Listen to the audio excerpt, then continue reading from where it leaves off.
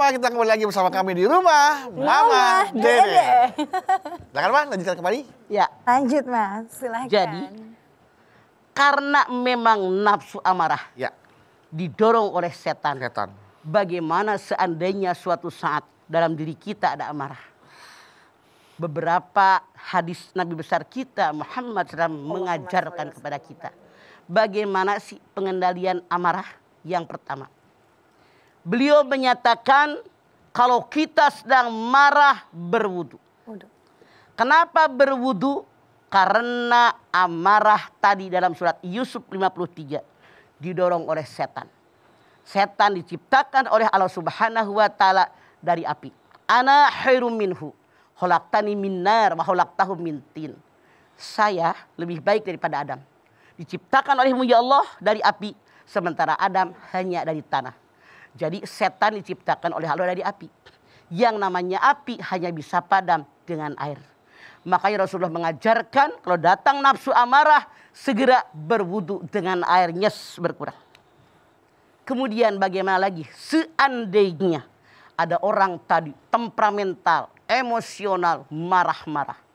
Rasulullah mengajarkan orang tadi harusnya membaca ta'awudz. A'udzubillahi minasyaitonirrajim. Kenapa? Suatu ketika para sahabat lagi pada ngumpul. Ada orang yang sedang berantem. Kalau orang berantem kan ngomongnya kenceng. Iya Mas. Wow. Sampai urat lehernya ngegenteng. Tahu nggak ngegenteng? Tegang keluar. Rasulullah pun mengatakan, saya tahu bagaimana agar mereka bisa meredam rasa marahnya. Sahabat yang lain bagaimana ya Rasulullah? Ya. Rasul pun mengatakan dia harus mengucapkan ta'awudz. A'udzubillahi minasyaitonirrajim. Saya berlindung darimu ya Allah dari godaan setan yang terkutuk. Karena setan yang mendorong orang tadi marah-marah.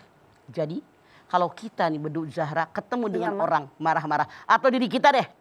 Lagi kesel sama sesuatu, lagi marah sama orang. Jangan ribut nyalahin orang. Tapi langsung ucapkan a'udzubillahi minasyaitonirrajim. Kenapa? Maaf. Orang yang marah-marah itu darahnya menggelegak. Kadang-kadang matanya merah. Mukanya merah, urat lehernya ngegenteng. Masya Allah. Coba perhatikan. Orang yang marah-marah jaraknya segini. Dekat. 3/4 meter deh, 70 cm. Tapi kadang-kadang ngomongnya teriak-teriak. Benar nggak? Benar, iya, benar, Ma. Karena apa? Orang yang sedang marah, tubuhnya doang yang dekat, ruhnya jauh. Astagfirullah. Sehingga walaupun jaraknya cuma setengah meter, teriak-teriak, molotot matanya. Aduh, iya, Ma. Saking ruhnya satu dengan yang lain jauh. Itulah kenapa Allah perintahkan wa minal laili fatahajjad bihi nafilatan. Pada tengah malam bangun, kerjakan sembahyang tahajud. Biar harkat hajat kalian naik di hadapan Allah. Kenapa? Yang namanya berdoa di malam hari kan munajat. Munajat, mau minta memohon. Memohon kepada Allah dengan berbisik-bisik. Mama tanya sama Bro sama Jahra. Kalau berbisik-bisik pelan apa kencang? Pelan. Dekat apa jauh? Dekat, Pak. Nah, munajat itu kebalikan dari orang marah-marah. Kalau orang yang munajat, mohon kepada Allah dengan berbisik-bisik. Dia tahu dan sangat tahu Allah begitu dekat. Dekat hati kita dengan Allah kalau berdoa. Jadi cukup dengan kebalikannya. Orang yang marah-marah walaupun tubuhnya dekat teriak-teriak. Melotot kayak orang 100 meter jauhnya. Iya, Ma. Kenapa? Walaupun tubuhnya dekat, hatinya jauh. Karena kesal, karena marah. Itulah. Kemudian apa lagi? Robah posisi kita. Kalau kita sedang marah berdiri, duduk. Duduk masih marah, berbaring. Kenapa? Kita tahu. Kalau sedang berdiri boleh nendang. Boleh nonjok, bisa lari. Semua bisa kita lakukan untuk menyakiti orang, untuk menyerang orang. Tapi dengan berubah posisi, duduk. Bisa nendang nggak? Nendang juga terbatas. Iya. Nonjok terbatas. Lari nggak bisa, orang duduk. Duduk pun nggak bisa, Rasul mengatakan berbaring. Orang yang berbaring semakin terbatas gerakan dia.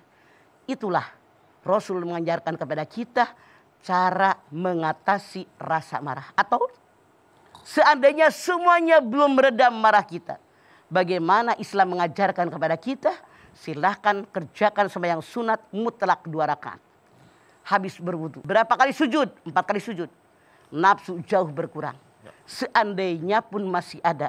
Setelah kita berwudu dengan air, setelah kita sembahyang sunat mutlak 2 rakaat, seandainya pun marah kita masih ada, kadarnya rendah. Oh, dikurangi. Pengendaliannya semakin mudah. Itulah ajaran yang Rasul ajarkan kepada kita, biar kita bisa mengendalikan amarah. Kenapa? Orang yang sedang marah nggak tahu malu kan? Apa diomongin? Kadang-kadang anggota Ragunan di absen.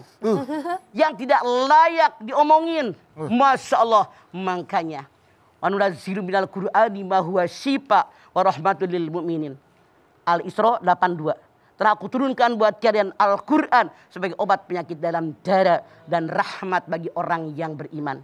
Jadi kalau kita emosi, marah dan seterusnya, perbanyak membaca ayat Al-Quran. Inilah obat yang Allah berikan kepada kita. Semakin banyak membaca Al-Quran, semakin reda emosi kita. Insya Allah lebih terkendali nafsu kita. Nafsu amarah kita terutama.